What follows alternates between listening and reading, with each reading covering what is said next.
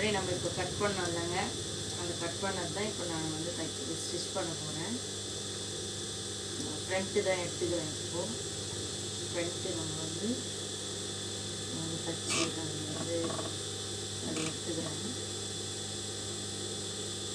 Neck வந்து நான் எதுவும் டிசைனே வைக்கலைங்க.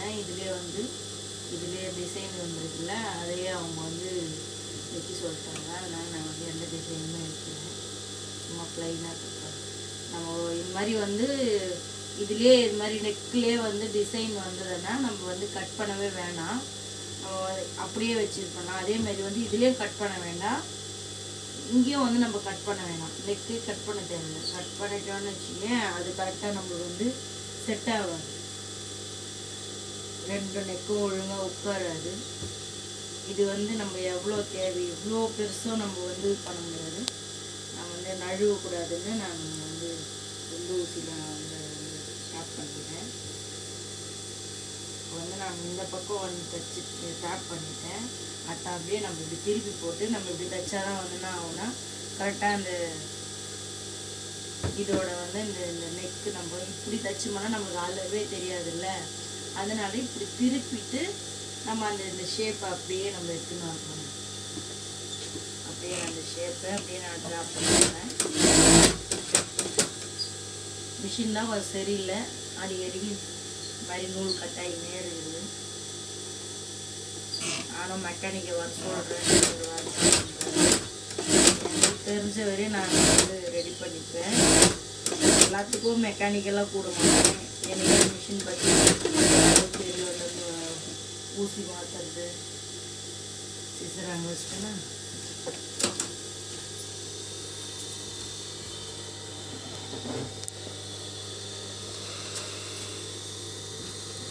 மிஷினில் வந்து நம்மளுக்கு வந்து தெரிஞ்சிருக்கணும். எல்லாம் தொட்டதுக்கெல்லாம் மெக்கானிக்கை நம்ம கூட்டிகிட்டு வந்து வச்சிங்களேன், அப்புறம் நம்ம எப்படி வந்து ரொம்ப சம்பாதிக்க முடியாது. அதாவது வர சம்பளத்தை நம்ம மெக்கானிக்கே தான் கொடுக்கணும்.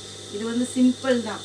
இப்போ வந்து இப்போ டாப்பில் வந்து லூஸ் தையல் வந்ததுன்னா வந்து நம்ம டவுனில் வந்து கேஸ் எடுத்து நம்ம அட்ஜஸ்ட் பண்ணணும். அதேமாரி வந்து டவுனில் லூஸ் தையல் வந்ததுன்னா நம்ம மேலே இருக்கிற டென்ஷனை நம்ம சைடு, அதாவது இந்த பக்கம் திருப்பினா லூஸ், இந்த பக்கம் திருப்பினா டைட்டு. அவ்வளோதான். இது ஒரு சின்ன டிப்ஸ் தான். இந்த டிப்ஸ் உங்களுக்கு பிடிக்குமா பாருங்கள். உங்களுக்கு யூஸாக இருந்தால் நீங்கள் யூஸ் பண்ணிக்கோங்க. வந்து நிறைய ரொம்ப நாள் டைலராக இருக்கிறவங்களுக்கு எல்லாமே தெரியும். புதுசாக வந்து இதை கற்றுக்கிட்டு புதுசாக மிஷினை வந்து நம்ம தைக்கிறவங்களுக்கு வந்து சின்ன ஒரு நூல் அறது கூட அது ஒரு பெரிய விஷயமா தெரியும்.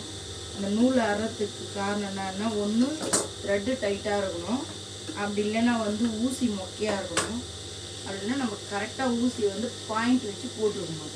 இது மட்டும் தான் வந்து அதில் மிஸ்டேக் வரும். நம்ம வந்து நான் இதை வந்து அதே இதுலேயே ட்ராப் பண்ணிடுவேன். அடித்து நான் வெட்டிட்டு நாச்சு போட்டு நான் திருப்பிக்கிறேன்.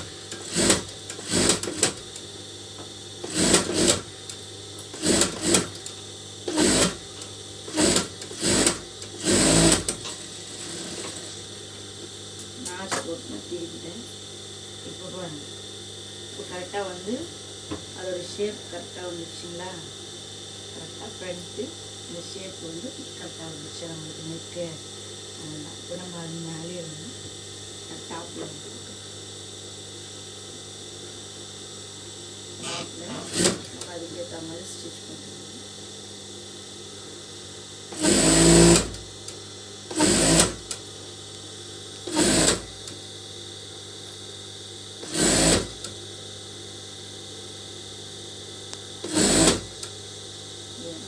கொடுத்து 2 நாள் எனக்கு வந்து உடனே தச்சு கொடுக்காம கேட்டு போனாங்க. எனக்கு கொஞ்சம் வேலை இருந்ததுனால நான் அது அவங்களுக்கு முன்னாடி கொடுத்துட்டேன்.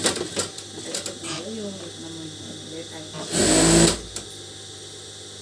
இனிமேல் நான் என்னோடய வீடியோஸ் வந்து நிறைய வந்து இனிமேல் full and full tailor video தான் வரும். ஏன்னா வந்து எனக்கு வந்து ஏன் நம்ம டைலர் வீடியோ இருக்கும்போது அந்த பொறுப்பு நம்மளுக்குன்னு ஒன்று இல்லாத போது தான் நம்ம அடுத்தவங்க நம்ம தேடணும். நம்மளுக்குன்னே ஒன்று இருக்குது, அப்புறம் நம்ம ஏன் வந்து மற்றவங்கள்ட்ட நம்ம தேடணும்.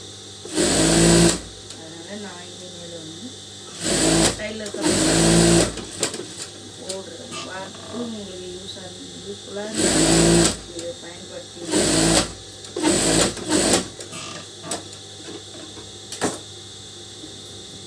நான் எதுக்கு இது மாதிரி ஜாயிண்ட் அடிச்சுட்டு எதுக்கு நான் வந்து இப்போது நான் இந்த மடிக்க ஸ்டார்டிங்லேயே மடிச்சிட்டோம்னா அந்த மடிப்பு வந்து உள்ளே வெளியில் போயிடும், அது வந்து மாறி போயிடும். அதனால் நம்ம வந்து அந்த ஒரு வந்து பாடி பீஸை வந்து நம்ம மேல் தையல் போட்டுங்க. அதுக்கப்புறம் அங்கே வந்து பாதியிலே நிறுத்திட்டு அப்புறம் நம்ம இப்படி நம்ம மடிச்சு அப்போ நமக்கு வந்து அந்த இது மாறாது.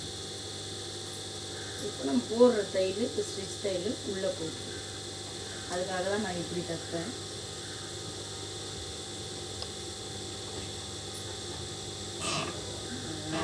நல்ல டைலராக இருக்கிறவங்களுக்கு இதெல்லாம் தெரியும். புதுசாக கற்றுக்கிறவங்களுக்கு புதுசாக தைக்கிறவங்களுக்கு நான் இதை போடுறேன்.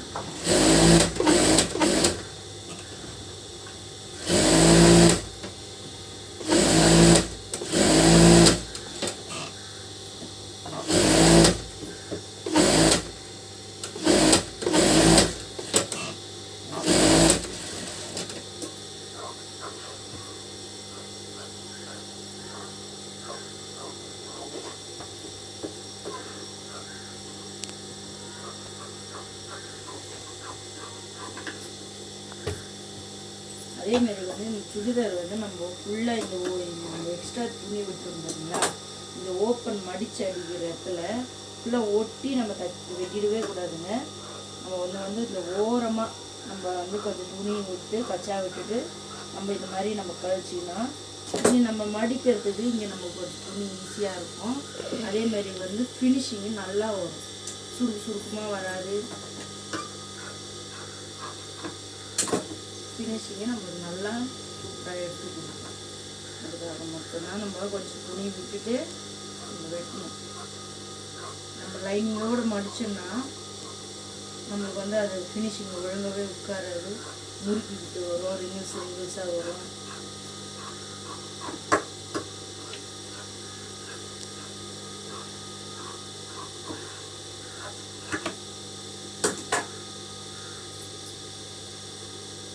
அதுதாங்க ஃப்ரண்ட்டு ரெடி பண்ணிட்டேங்க. பிடிச்சிருந்தா என் சேனலை சப்ஸ்கிரைபர் பண்ணுங்கள், லைக் பண்ணுங்கள், ஷேர் பண்ணுங்கள். உங்களுக்கு பிடிக்குதா, இது வந்து உங்களுக்கு பயனுள்ளதாக இருக்குதுன்னு எனக்கு கமெண்ட்டில் சொல்லுங்கள். தேங்க்யூ.